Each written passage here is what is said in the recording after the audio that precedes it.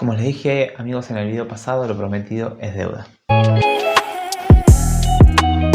Te pongo un poco en contexto. Te contaba en el video pasado sobre el detonante de lo que fue mi depresión, el desencadenante de toda esta enfermedad. Lo que es clave para poder entender en qué momento de mi historia comenzaba este camino a transitar el cáncer, ¿no? Fue muy importante para mí saber y tener claro en qué momento de mi vida se generó ese estrés que me llevó a transitar esta enfermedad. A mediados del 2013, como te contaba, estaba de novio y muy enganchado con alguien, y a principios del año siguiente, bueno, me estaba casando, pero no con ella, sino con otra persona. Entonces, imagínate el mambo que tenía en la cabeza. Pero en este proceso que me tocó transitar y verme tan cerca de morirme básicamente, hubo un quiebre en mi personalidad. Vos imaginate que en mi cabeza de repente me moría a la brevedad. Entonces obviamente que el rango de prioridades cambió en mi cabeza y lo importante ya no era tan importante, y lo que yo por ahí no le daba bola pasó a ser lo más importante.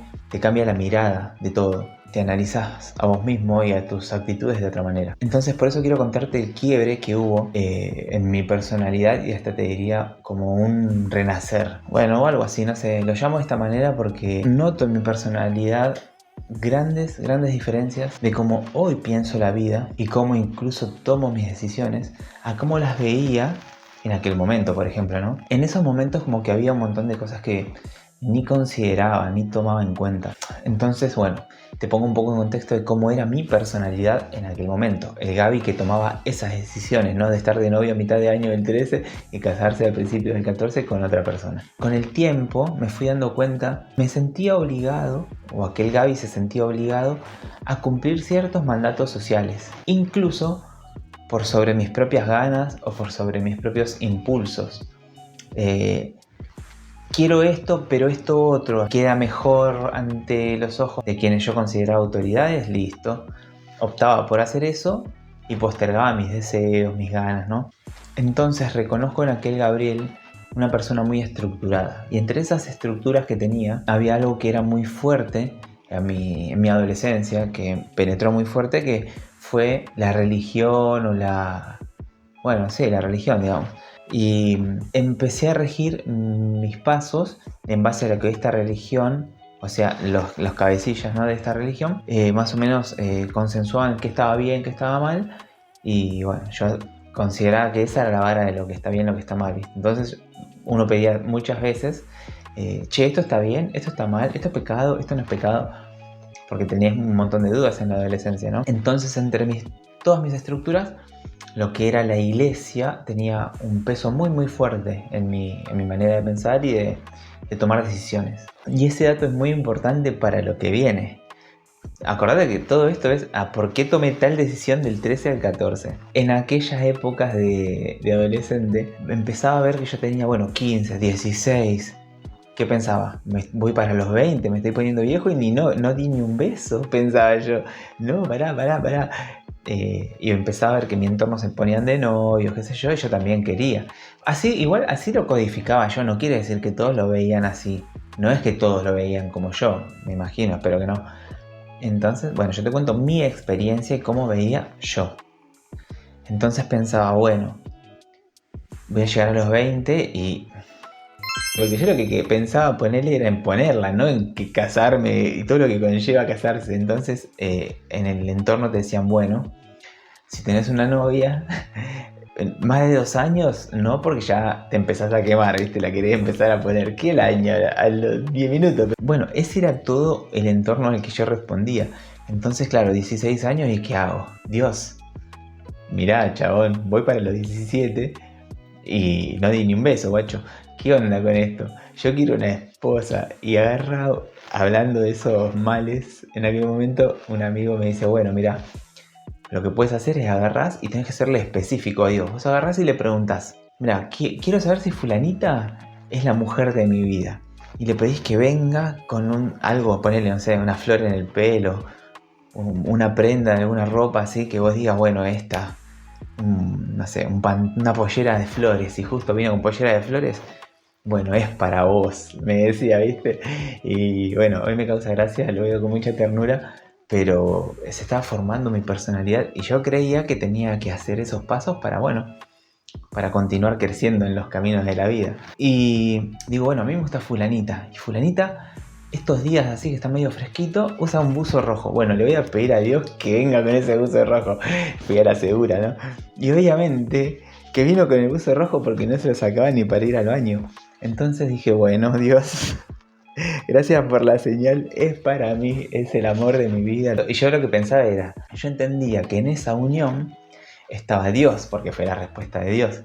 Entonces esa era la mujer que Dios me dio. Y guarda ese dato, porque acordate que estamos respondiendo lo del 13 al 14. En resumen, de esa oración, de ese día, mis 16 años, esa era la mujer que Dios me había dado para que sea mi esposa. Hoy me cago de risa, pero en ese momento me lo tomé muy seriamente. Entonces, ¿qué pasa? Volvemos al 2013. Yo estaba de novio muy copado con una chica, pero la que empieza a revolotear de vuelta, ¿quién era? Aquella que era la oración de Dios, la respuesta de Dios, la enviada del Señor. Claro, y en mi cabeza yo tenía el chip de que esa era la mujer que Dios me había dado, entonces es como que bueno, yo estaba haciendo la mía, pero si esta aparecía yo dejaba todo. Estaba medio obse, ¿no? Mal, pero era lo que a mí me parecía. Si esta es que es la que Dios puso, vuelve, yo dejo todo. No pensaba en nada, era un inconsciente de mierda. Pero bueno, lo veo, hoy me causa gracia, pero me doy cuenta que bueno, en el camino haces un tendal. Lastimás a un montón de personas, pero sobre todo te lastimás a vos mismo. Porque la personalidad que estás creando es una personalidad completamente dependiente emocionalmente de otra persona. Bueno, muy roto.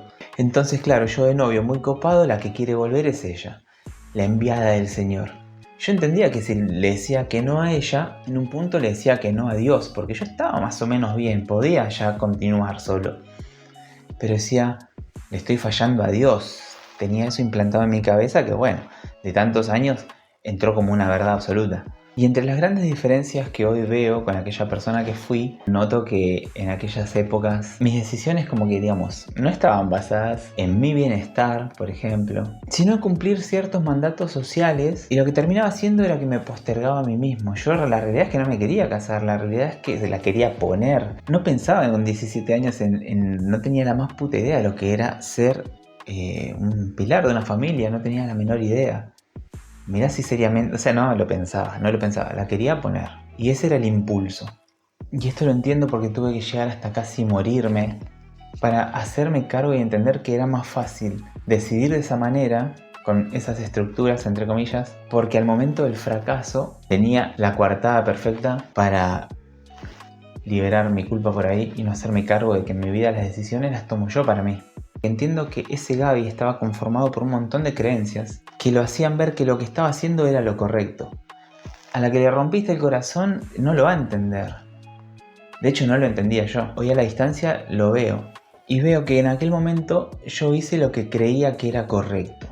Obviamente que si vos tenés la psiquis media rota como la tenía yo, a veces lo correcto no es tan correcto. Pero al comprenderlo desde este punto, aprendí a mirarme con inocencia, entendiendo que esa era mi estructura mental. Y en el próximo video te voy a contar cómo hice para poder, porque la verdad es que algo que me frenaba muchísimo el hecho de que no me sentía perdonado. Todo el tiempo me sentía culpable de por qué lastimé a una persona, por qué lastimé a otra persona, por qué tomaba decisiones tan apresuradas, por qué estaba hundido en la depresión. Todo el tiempo estaba así como en ese estado de culpabilidad. Me sentía culpable por todo.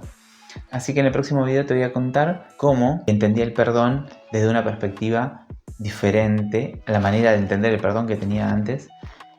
Quilombo, pero te lo cuento en el próximo video. Amigo Racatín, gracias por estar ahí hasta ahora y por acompañarme. Te cuento que en el próximo video también quizás, próximamente te voy a hacer un video también contando, porque ya hice la última quimio, la otra vuelta, y ahora me dieron un estudio para hacerme un PET que ya te dice si está todo bien o si quedó algo o lo que sea. Así que bueno, amigos, nos vemos en el próximo video y aguante Raza Incluida Avellaneda. Los quiero.